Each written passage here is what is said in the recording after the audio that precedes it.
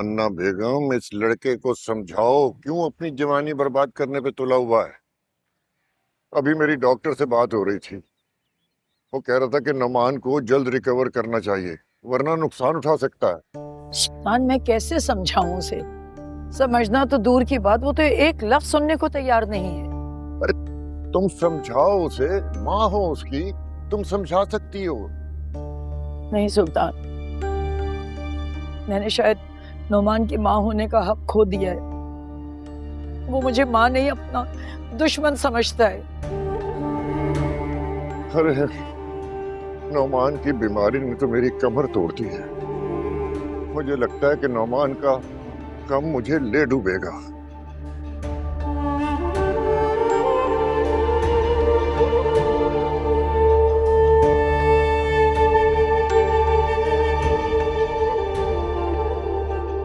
आ गया आपको चैन?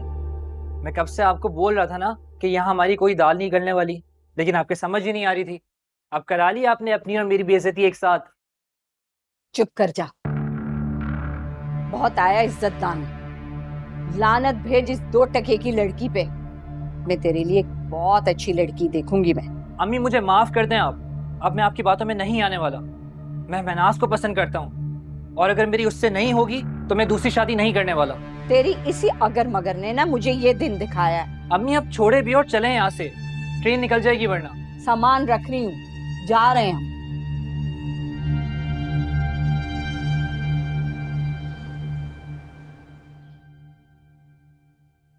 मेरी खाला को रोके, वो नाराज होके जा रही है। बहुत जिद्दी है वो, सिर्फ एक ही शर्त पे रुकेगी, और तुम वो शर्त जानती हो। आपको मुझे बचाना ही नहीं चाहिए था, मर जाने देती मुझे। कम से कम मेरी वजह से आपको खलालक तो नहीं होते। एक थप्पड़ लगाऊंगी मैं तुम्हें, आइंदा ऐसे अल्फाज नहीं निकालना अपने मुंह से। अच्छा खाला, हम जा रहे हैं। ठीक है बेटा, साथ खैरियत से जाओ, वहां पहुंच के इत्ला कर देना। कोई जरूरत नहीं हमारी फिक्र करने की। जो तुम नए रिश्ते बना रही हो ना, उनकी फिक्र करो। बस हमारे जाते ही हम पे फातिहा पढ़ लेना। ये क्या कह रही हैं आप? सफर पे जा रही हैं और इस तरह के अल्फाज। ज्यादा ड्रामे करने की कोई जरूरत नहीं है। मुझे अच्छी तरह मालूम है कि तुम्हें कितनी मोहब्बत है मुझसे। चलो साकिब, हमें देर हो रही है। खाला प्लीज ऐसे मत जाइए ना। हाँ, अम्मी ने तो जो कुछ कहा गुस्से में कहा, बस और कुछ नहीं। आप प्लीज इधर आए मेरे पास। ऐसे नाराज होके मत जाइए आप मुझसे, प्लीज। क्या करोगी तुम? नाराज होके जाने नहीं दोगी तो क्या डोली में बैठ के मेरे साथ चलोगी?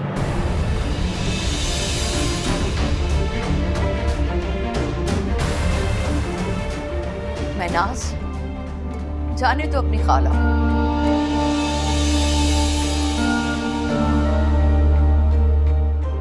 देर हो रही है इन्हें। मैं समझूंगी कि मेरे नसीब में अपनों के दुखी लिखे, फिर चाहे वो अपनी बेटी के हों या फिर बहन के।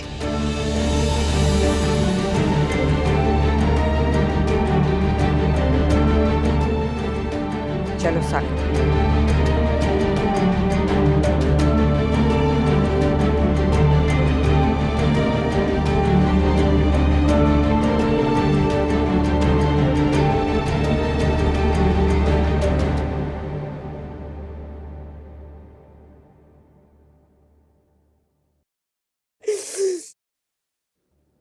सॉरी अम्मी।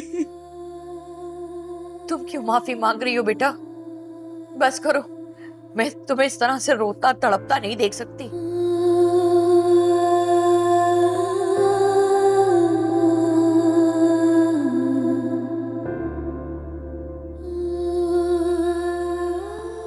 तुम्हें पता है मामा तुम्हारी वजह से कितना परेशान। क्यों भाई, अब मैंने ऐसा क्या कर दिया? मामा कह रही हैं कि तुम अपना ख्याल बिल्कुल नहीं रखते। ना ही मेडिसिन टाइम से ले रहे हो, ना ही फिजियोथेरेपिस्ट के पास जा रहे हो। लगता है तुम्हारा ठीक होने का इरादा नहीं है। मेरा तो बस एक ही इरादा है कि मैंने जो गलतियां की हैं उनकी सजा भुगतूं। रोमान, गलतियों को सुधारा जाता है, ना कि उनकी सजाओं को भुगता जाता है। तुम मुझे इस व्हीलचेयर पे बिल्कुल अच्छे नहीं लगते हो। क्यों भाई? अच्छा तो लगता हूँ मैं इसमें बैठ के ऐसा फील होता है कि मैं बादशाह की तरह हूँ, सारे लोग मेरी खिदमत कर रहे हैं और तुम जैसी सड़ियल बहन जिसने आज तक मुझे पूछा नहीं, वो मेरी खिदमत कर रही है। सोचो। मैं जानती हूँ तुम ये सब कुछ क्यों कर रहे हो। अमान, भले ही मुझे और मामा को माफ मत करो, लेकिन हमारे किए की सजा ऐसे खुद को तो मत दो। नहीं किन साहब, मैं किसी को सजा नहीं दे रहा हूं, बस मेरा ठीक होने का दिल नहीं चाहता है। क्यों नहीं तुम्हारा दिल चाहता है? तुम्हें अशर की कोई परवाह नहीं। और ज़ारा, वो भी तो तुम्हें इतनी बड़ी खुशखबरी देने वाली है, तुम्हें किसी का एहसास नहीं है। किन साहब, मैं खुद को किसी की जिम्मेदारी उठाने के काबिल नहीं समझता। मैं एक बेकार इंसान हूं। तुम लोग प्लीज मुझे भूल जाओ। अशर को तुम संभाल लेना और ज़ारा अपने बच्चे को खुद संभाल लेगी। नहीं नुमान, अशर तुम्हारी और फायजा की औलाद है। मैं तो दुआ करी हूं किसी तरह मुझे फायजा मिल जाए, मैं अशर की जिम्मेदारी उसे वापस सौंप दूं। प्लीज किंजा, मेरे लिए ऐसी कोई दुआ नहीं करना जो मेरे लिए बद्दुआ बन जाए। मैं इस वक्त किसी के सामने नहीं आ सकता। क्यों नुमान? मैं जानती हूँ फायजा तुमसे बहुत मोहब्बत करती है, उसको तुम्हारी इस कंडीशन से कोई फर्क भी नहीं पड़ेगा। वो तो तुम्हें हर तरह से कबूल कर लेगी। ये तुम कैसे कह सकती हो? क्योंकि मैं एक औरत हूँ।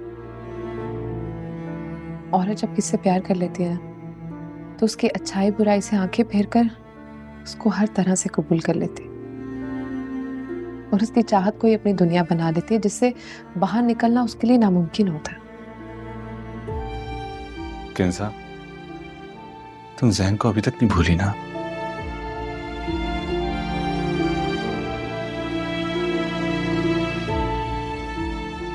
देखो नुमान, मुझसे वादा करो, तुम अशर के लिए और अपने होने वाले बच्चे के लिए अपना ख्याल रखोगे। और अगर तुमने अपना ख्याल ना रखा तो मैं और मामा कभी भी अपने आप को माफ नहीं कर सकेंगे।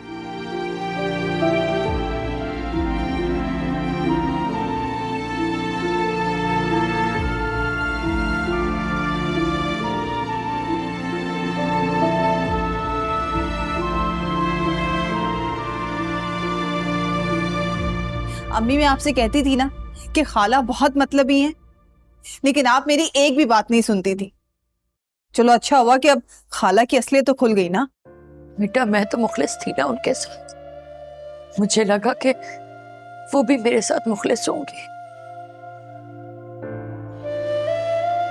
तब पता चला कि असल में उनके दिल में था क्या। मुखलिस और खाला कहीं हो ही ना जाए आपके साथ। वैसे आपकी हिम्मत है कि आपने इतना कुछ सुन लिया। अगर मैं उस वक्त यहाँ होती ना तो खाला को इतनी सुनाती कि वो सारी जिंदगी याद रखती। मैं जितना सुना सकती थी बेटा, मैंने उन्हें सुनाया। और क्या करती, आखिरकार वो मेरी बड़ी बहन है। ऐसी बड़ी बहनों का क्या फायदा अम्मी? खाला इतनी मोहब्बत डिजर्व नहीं करती है।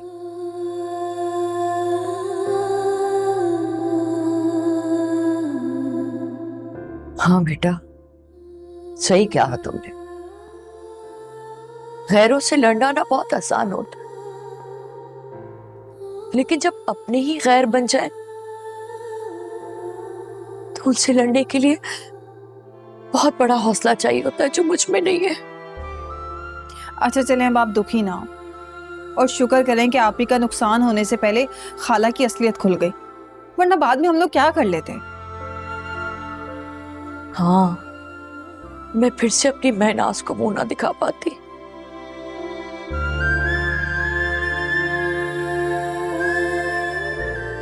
तुमने अच्छा किया जो हेमंत को साथ ले आई हो। हेमंत थोड़ी देर महनाज के पास बैठेगी ना तो उसका भी दिल बहल जाएगा, वरना जब से आपा उसे बातें सुनाकर गई हैं, मेरी बच्ची तो बिल्कुल गुमसुम हो गई है। ऐसा लगता है जैसे चुप लग गई है उसे। अच्छा आप दुखी ना हो, सब ठीक हो जाएगा। चलें आप ही के पास चलते हैं। चले महनाज आपी, अब आप लेट जाए, मैं आपका सर दबा देती हूँ। नहीं मेरी जान, मेरे तो सर में दर्द है ही नहीं, फिर आप क्यों दबाएंगे? लेकिन मेरे पापा के पापा ने कहा है कि मैं आपका सर दबाऊंगी और आप लेट जाए। उन्होंने क्या कहा था? उन्होंने कहा है कि जब भी कोई इंसान बीमार होता है उसका सर दबाने से वो ठीक हो जाता है। और आपको पता है जब आप हॉस्पिटल में थी ना तो वो कहते मेरे पास रोज आते थे और मुझसे आपके लिए दुआ करवाते थे। आपको पता है वो कहते थे कि बच्चे मासूम होते हैं तो उनकी दुआ अल्लाह ताला कबूल कर लेते, और देखें आप ठीक भी हो गई। बेटा आपके पापा ने बिल्कुल ठीक कहा था। नहीं पापा ने, पापा के पापा ने कहा था।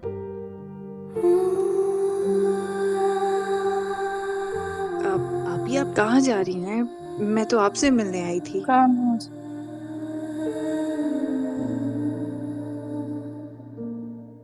क्या हुआ है आप ही? मुझसे आप ही की ये हालत देखी नहीं जा रही अम्मी।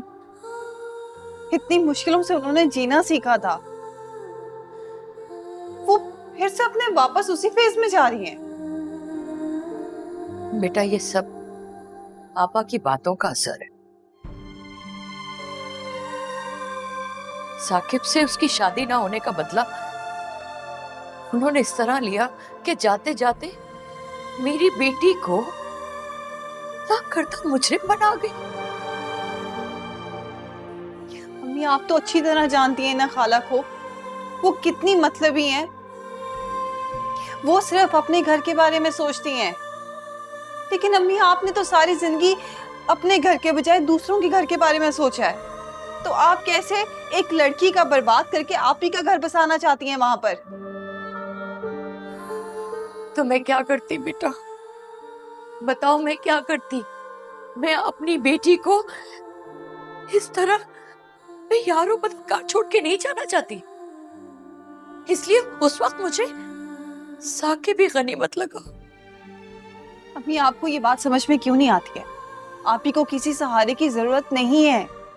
वो पहले जैसी आप ही नहीं है, वो बहुत मजबूत हो चुकी है। बेटा, औरत चाहे कितनी ही मजबूत हो जाए, जब तक उसके दहलीज पे मर्द के नाम की चप्पल ना हो ना, कोई उसे मजबूत मानता ही नहीं है। अम्मी मैं आपकी ये बात नहीं मानती। आपने अगर आप ही के लिए सहारा ढूंढना था तो कोई मजबूत सहारा ढूंढती ना। ये साकिब जैसा सहारा आपने आप ही के लिए ढूंढा है। अम्मी पापा आज भी आप ही के लिए मुखलिस हैं, और आप ही को एक ऐसे इंसान की ही जरूरत है। आप प्लीज आप ही की शादी पापा से करवा दें। नहीं बेटा, उस वक्त उनका वक्ती जज्बा था ये। अगर वो वाकई मेरी बेटी के साथ मुखलिस होते ना, एक बार तो उसे देखने के लिए आते। वो देखना तो दूर, उन्होंने तो एक फोन तक नहीं किया उसको। तो मैं नाज को जाके देखो, मैं नमाज पढ़ लूं।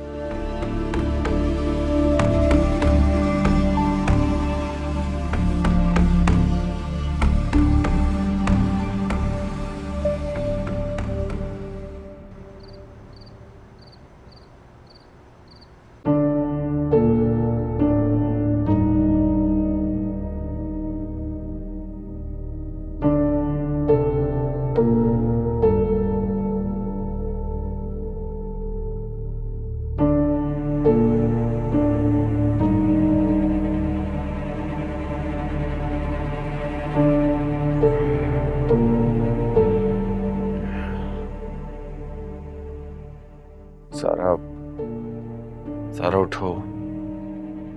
सारा क्या है नमान, सोने दो यार। प्लीज यार मुझे पानी पिला दो। नमान खुद जाकर ले लो, जरूरी नहीं है कि मैं उठूंगी तो तुम पानी पियोगे। सारा यार प्लीज, मुझे प्यास लगी है, पानी पिला दो। नमान सोने दो, जाकर खुद ले लो।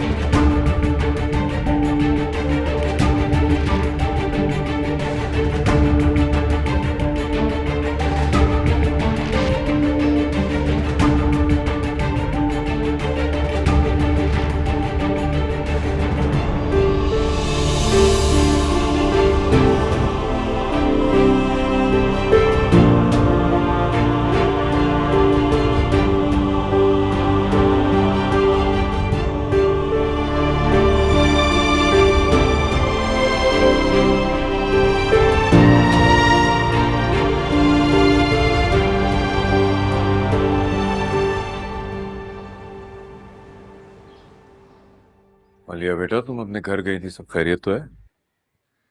जी। महनाज कैसी है? आपको उनकी फिक्र क्यों हो रही है? वो चाहे जैसी मर्जी हो। तुम किस तरीके से बात कर रही हो? मैं क्या गलत बात कर रही हूँ फहद? जब इन्हें मेरी बहन की फिक्र ही नहीं है तो फिर वो चाहे जैसी मर्जी हो। तुम्हें किसने कहा ये कि मुझे महनाज की फिक्र नहीं?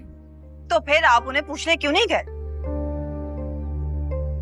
क्योंकि कुलसुम बहन ऐसा नहीं चाहती, इसलिए।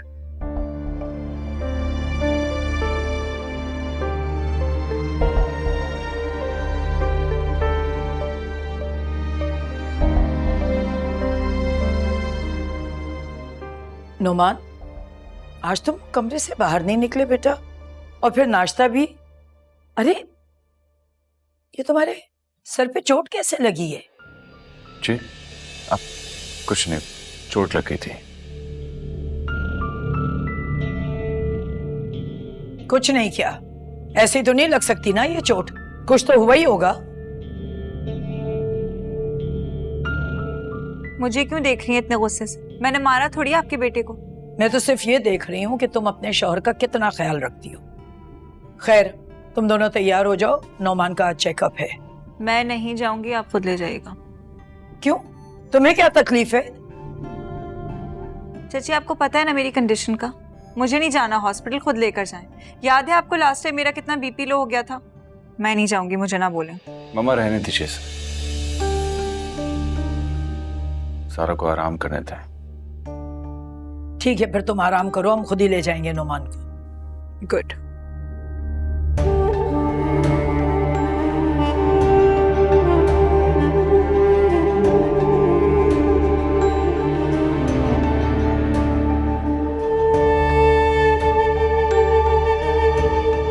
क्या बताऊं बीबी जी, नुमान बाबा का बीमारी के बाद बिल्कुल ही दुनिया से बेजार हो गए।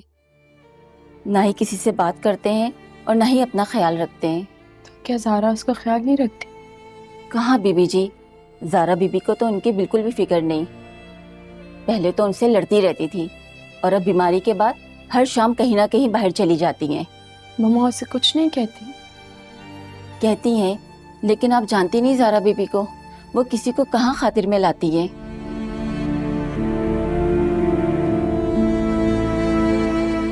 हॉस्पिटल जाने के लिए तुम्हारी तबीयत ठीक नहीं थी और अब दोस्त के साथ जाने के लिए तुम ठीक हो गई। तो नुमान, इफ यू थिंक कि मैं तुम्हारे साथ इस कमरे में डिप्रेस्ड होकर बैठी रहूंगी तो आई एम सॉरी, ऐसा कोई सीन नहीं है, ऐसा नहीं होने वाला।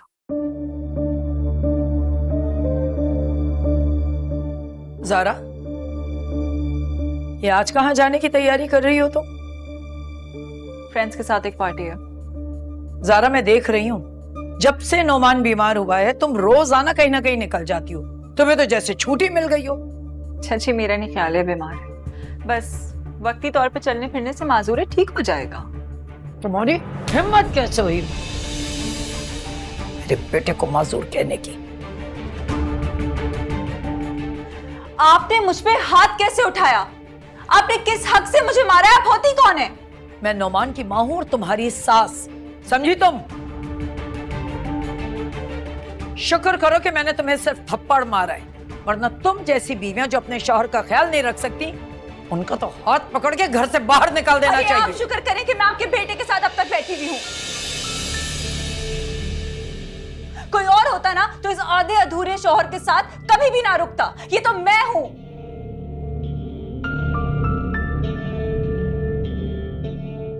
मम्मा, आपको ज़ारा पे हाथ नहीं उठाना चाहिए था।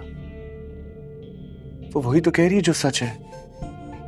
मैं हूं नामुकम्मल इंसान। नौमान, खामोश हो जाओ, तुम हरगिज माजूर नहीं हो। अरे अगर वक्ती तौर पर तुम व्हील चेयर पर आ गए हो तो इसे माजूरी तो नहीं कहते।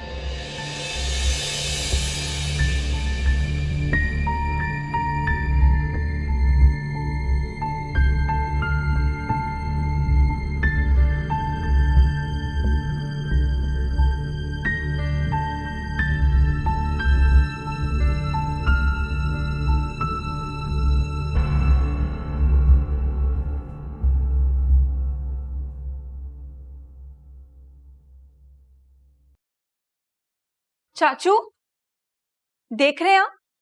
देख रहे हैं आपकी चची कैसे सुलूक कर रही है मेरे साथ? क्या इसलिए मेरे पापा ने मुझे आप लोगों के हवाले किया था कि आप लोग मेरे साथ ये सुलूक करें? सारा, मैं तो शुक्र अदा कर रहा हूं कि भाई साहब इस दुनिया से पहले ही चले गए, वरना आज तुम्हारी हरकतें देखकर वो जिंदा ना रह पाते। मिल गए ना आप उन लोग साथ चाचू, उनके साथ मिलकर आप मुझ पर इल्जाम लगा रहे हैं। सगे है ना वो आपके, मैं तो नहीं हूं। मुझसे गलत बात मत करना। मैंने हमेशा रिश्ता देखे बगैर सच का साथ दिया है, इसीलिए इस घर में फायदा के साथ जो कुछ हुआ मैंने तुमको नहीं, सिर्फ तमन्ना को कसूरवार ठहराया। मैं तो समझ रहा था कि नौमान की मोहब्बत में तुम तमन्ना की बातों में आ गई, लेकिन आज एहसास हो रहा है कि तुम नौमान की मोहब्बत में नहीं, अपनी अना की तस्कीन में तुमने फायदा को उससे अलग किया। कैसे करती मैं आपके बेटे से मोहब्बत? वो तो कभी मुझे मुकम्मल मिला ही नहीं। पहले वो ज़हनी तौर पे फायजा की मोहब्बत में बटा हुआ था और अब वो अपाहिज होकर बिल्कुल ही अधूरा हो गया। खबरदार दारा, ये अल्फाज मैं पहले भी इस घर में सुन चुका हूं। अब अगर दोबारा तुमने ये अल्फाज कहे तो मुझसे बुरा कोई नहीं होगा, समझी?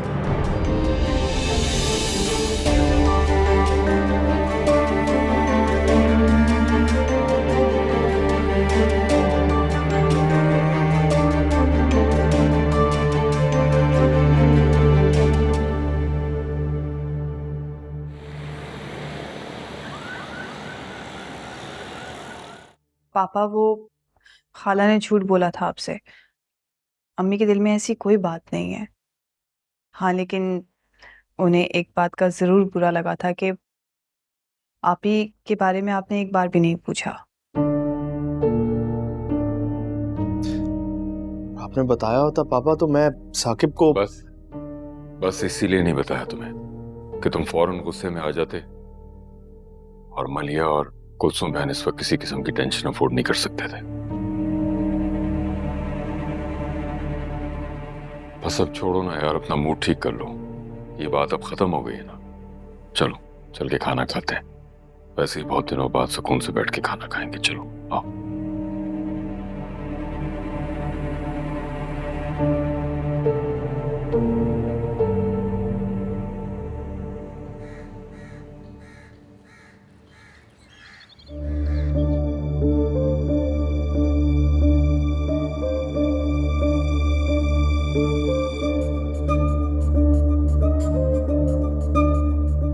चाचू, मैं अपने घर जा रही हूँ। क्या मतलब है तुम्हारा? तुम्हें ये याद कराना पड़ेगा कि ये तुम्हारा घर है। पहले मैं यही समझती थी कि शायद घर मेरा है, लेकिन आप लोगों ने मुझे एहसास दिलाया कि मैं किसी खुशफहमी में जी रही थी। खैर, मैं कोई लावारिस नहीं हूँ। मेरे पापा मेरे लिए बहुत कुछ छोड़ कर आए। मेरा खुद का भी घर है। ज़ारा, फजूल बातें मत करो, जाओ जाकर अपने कमरे में बैठो। नहीं चाचू, चची ने जो आज मेरी बेइज्जती की है ना, उसके बाद मैं एक लम्हा भी और इस घर में नहीं रुकूंगी, और ना ही मेरा इस घर से कोई ताल्लुक होगा। इस घर से जा तो रही हो, ये सोच कर जाना कि तुम्हें मनाने के लिए तुम्हारे पीछे कोई नहीं आएगा। तो ना है, बिल्कुल ना है। मैं भी अपने सारे दरवाजे बंद करके जा रही हूँ। क्या मतलब है तुम्हारा? मैंने फैसला कर लिया है कि मुझे नुमान से तलाक लेनी है। क्या? ये क्या कह रही हो तुम? वही कह रही हूँ जो तुमने अभी सुना। मैं फैसला कर चुकी हूँ, मुझे नुमान के साथ नहीं रहना, मुझे उससे तलाक चाहिए। सारा, मेरी बात सुनो। घर में ऐसे छोटे मोटे लड़ाई झगड़े तो होते रहते हैं, इसका मतलब ये तो नहीं है कि अपना घर खराब कर लिया जाए। कौन सा घर? किस घर की बात कर रही हो तुम? वो घर जो कभी बना ही नहीं। एनीवेज, मैं अपना फैसला कर चुकी हूँ, बाकी काम नुमान कर। देखो ज़ारा, ऐसे गुस्सा मत करो। मैं मामा की तरफ से तुमसे माफी मांग लेती हूँ। तुम प्लीज अपना इरादा बदल लो।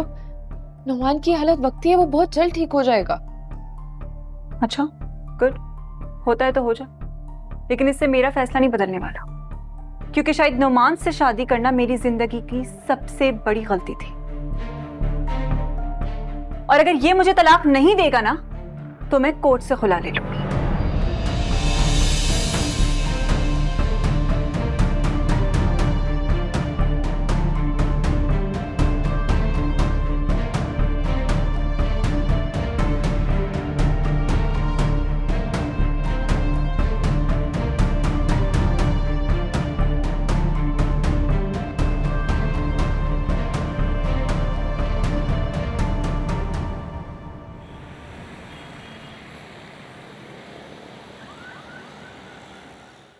बस भाई साहब, अल्लाह का लाख लाख शुक्र है कि मेरी बेटी की जान बच गई, वरना सच बोले तो हम तो बिल्कुल हिम्मत हार चुके थे। बिल्कुल परेशान ना हो बहन, हिम्मत वाले लोगों पर ही आजमाइश आती है। जी यसानी भाई, मैं आपा की तरफ से आपसे माफ़ी मांगना चाहती हूँ। मुझे मलिया ने बताया कि आपा ने मेरी गैर मौजूदगी में आपसे मेरी तरफ से बड़ी गलत बयानी की है, उसके लिए माफ़ी चाहती हूँ। कुलसुम बहन, जो गलतफहमी दूर हो गई उस पर आप क्यों शर्मिंदा हो रही है? वैसे महनाज आजकल क्या कर रही है? ऑफिस तो वो नहीं आ रही। कुछ नहीं कर रही, बस अपने आप को बहुत महदूद कर लिया है, एक हॉल में बंद कर लिया अपने आप को। सारा वक्त अपने कमरे में बंद रहती है, ना पहले की तरह हंसती है ना पहले की तरह बोलती है, बहुत चुप और संजीदा सी हो गई है। ये कोई अच्छी बात तो नहीं है। जी मैंने तो कई बार कहा है कि बाहर निकलो, लेकिन सुनती नहीं है मेरी बात। देखिए ना, बातों बातों में चाय ठंडी हो गई आपकी पापा। तो बेटा कोई बात नहीं, आप इनके लिए दूसरी चाय बना दो ना। जी मैं नहीं, चाय मैं बाद में पी लूंगा, पहले आप महनाज को बुलाइए, मैं जरा खैरियत तो पूछ लूं। जी मैं बुला के लेकर आती हूँ।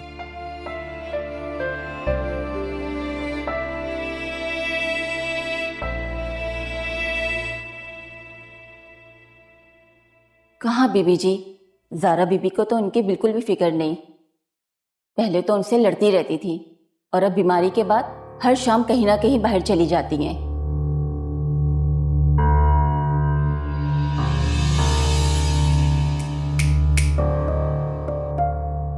आप कब आए सर? जब से आप किसी की सोच में गुम थी। पूछ सकता हूँ कि मैं वो खुशनसीब कौन है? ऐसी कोई बात नहीं है सर, वो कुछ फैमिली प्रॉब्लम्स हैं बस।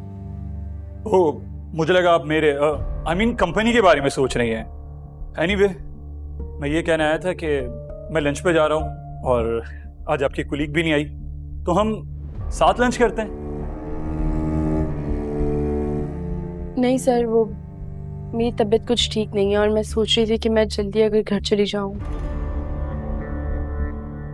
ठीक है, अगर आपने सोच लिया है तो आप चली जाएं।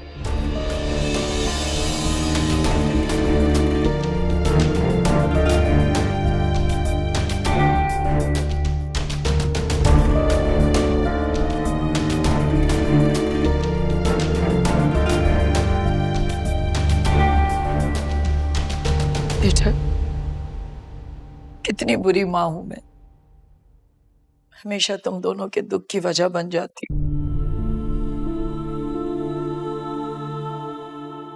अब देखो, नोमान का घर एक मर्तबा फिर मेरी वजह से खराब हो गया। मुझे इस तरह ज़ारा का नोमान को अपाहिज कहना मुझे नहीं लगा, मुझसे बिल्कुल बर्दाश्त नहीं हुआ। जो भी था मामा, आपको ज़ारा को थप्पड़ नहीं मारना चाहिए था। वो आपकी बहू नहीं बेटी है, और कम से कम आप उसकी कंडीशन को तो समझती ना। मुझे क्या पता था कि वो अपनी गलती मानने के बजाय इस हद तक चली जाएगी। मामा, आपको तो उसकी नेचर के बारे में पता था ना, आप तो उसकी आदतों को बचपन से पसंद करती थी।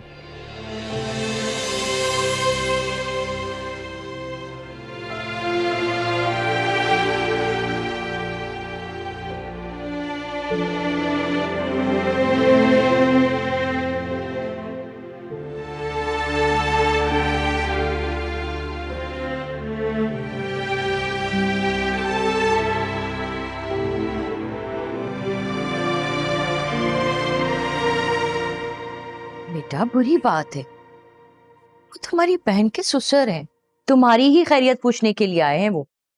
चलो शाबाश, उठो और बाहर आके उनके पास बैठो।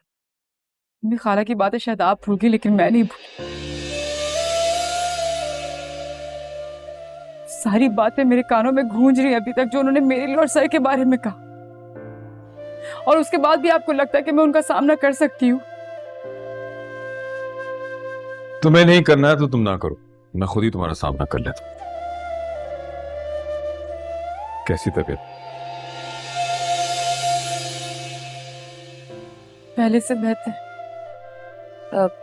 भाई मैं चाय यहीं ले आती हूँ। सबसे पहले ये बताओ कि ऑफिस कब आ रही हो वापस? सर मैं अब ऑफिस नहीं आऊंगी। बड़ी एहसान फरामोश लड़की हो तुम। तुमने मेरा सारा का सारा प्लान चौपट कर दिया। वो कैसे? मैंने ये सोचा था कि तुम्हें सब कुछ सिखा के ऑफिस को तुम्हारे और फहद के हवाले करके मैं जाके आराम करूंगा। इतने साल काम जो किया थक गया हूं मैं, लेकिन तुमने इनकार कर दिया। ये एहसान फरामोशी नहीं है तो और क्या है? एनीवे, कल तैयार रहना, मैं ड्राइवर को भेज दूंगा तुम्हें पिक करने के।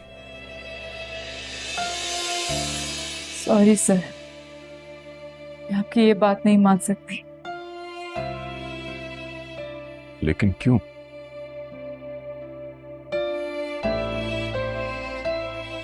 क्योंकि सर मैं अब कंफर्टेबल नहीं हूँ आपके साथ काम करने में ऑफिस में।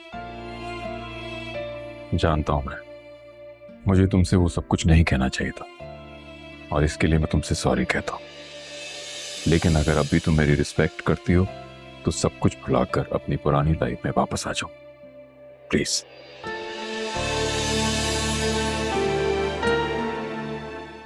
कल ऑफिस के लिए तैयार है।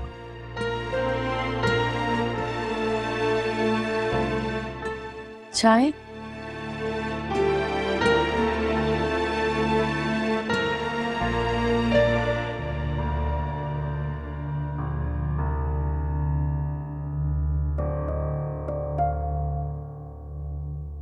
बीबी जी कहाँ जा रही हैं आप? सलमा मैं वापस घर जा रही हूँ नुमान के पास। मगर यूं अचानक? तुमने जो उसकी कंडीशन मुझे बताई है, मैं उसको अकेले कैसे छोड़ दूँ सलमा? मुझे लगा था ज़ारा उससे प्यार करती है, उसको संभाल लेगी, उसका ख्याल रखेगी। लेकिन नुमान पे जरा सी तकलीफ क्या आई, ज़ारा की मोहब्बत खत्म हो गई। ज़ारा ने उसे उस हाल में छोड़ दिया। मैं घर वापस जाऊंगी और चाहे मम्मा मुझे जितना भी डांटे, जो भी कहे, मैं वहीं पे रहूंगी। मैं नुमान को अकेला नहीं छोड़ूंगी अब। आप परेशान ना हो, अब आपको बड़ी बेगम साहबा कुछ भी नहीं कहेंगी। नुमान बाबा के एक्सीडेंट के बाद उनको अपनी जातियों का एहसास हो गया है। हाँ, मगर ज़ारा बीबी अपनी धमकियों को लेकर क्या करती हैं ये कुछ पता नहीं। कौन सी धमकी, क्या बोल रही हो? और वैसे भी मैं ज़ारा की किसी धमकियों से नहीं डरती। मैं जाऊंगी नुमान के पास। बिल्कुल बीबी जी, आप सही कह रही हैं। वैसे भी उनकी धमकी बेवकूफ़ों वाली है। वो कह रही थी कि नुमान बाबा की जिंदगी में अब फिर से आ गई तो वो अपने बच्चे को खत्म कर देंगे। आप खुद सोचें, भला कोई माँ अपनी औलाद को खत्म कर सकती है?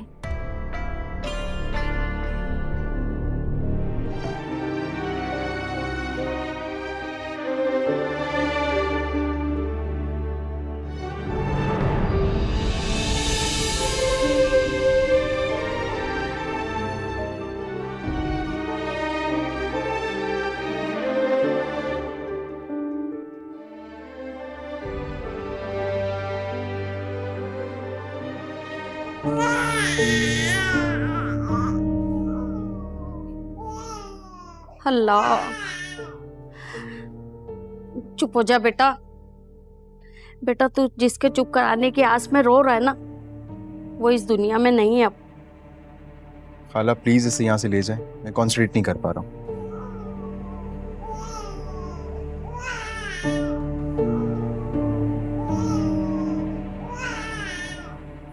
मेरा बच्चा चुप हो जा। अल्लाह, ये तो चुप ही नहीं हो रहा। तो फिर कहीं और ले जाए ना प्लीज, शायद वहां जाके चुप कर जाए। यहाँ से ले जाए लेकिन। चल, मेरा बच्चा शहजादा है मेरा।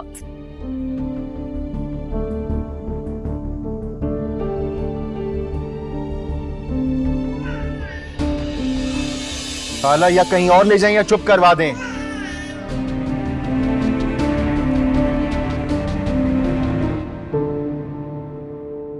फायजा, तुम्हें पता है ज़ारा मुझे इसलिए छोड़ के चली गई क्योंकि मैं मासूर हो गया हूं।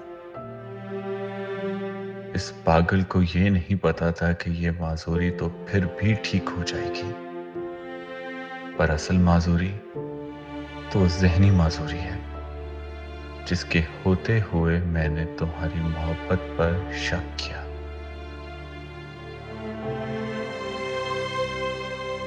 नोमान, तुम्हें क्या लगता है बेटा, अगर तुम अपने आंसू मुझसे छुपा लोगे तो मुझे पता नहीं चलेगा कि तुम फायजा को याद कर रहे हो?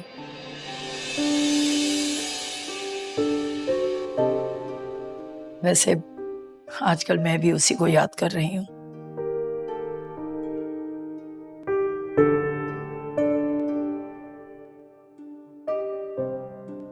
क्यों अम्मा? फायजा आपको क्यों याद आने लगी?